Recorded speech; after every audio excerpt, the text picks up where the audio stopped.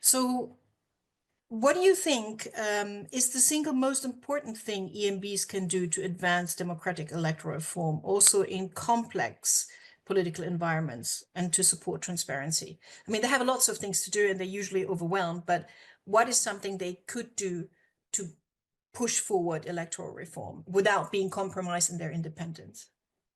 I think that that's a very good question, and I think I'll bring another example here.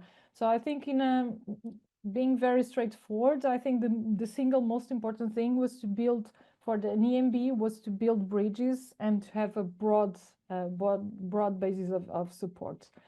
And I can think of one example. I think it was extraordinary to observe closely, which was the election in Brazil in 2023.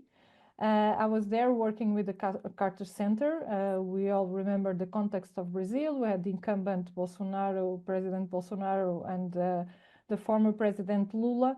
And then suddenly the Superior Electoral Court, the TSE, became the center of the, let's say, the political messages, so to say, of the campaign, or became the targets of a campaign, which is a place where an electoral administration should not be at. So suddenly the TSE became the target of political messages. And the way that they reacted, and I work with a great team in Brazil, it was amazing, was also very amazing to see. It was alliances, they built networks, they partnered with civil society, with fact checkers, with academia. They created commissions to audit, in a way, to check the electronic voting system, they create chatbots. They worked with many institutions.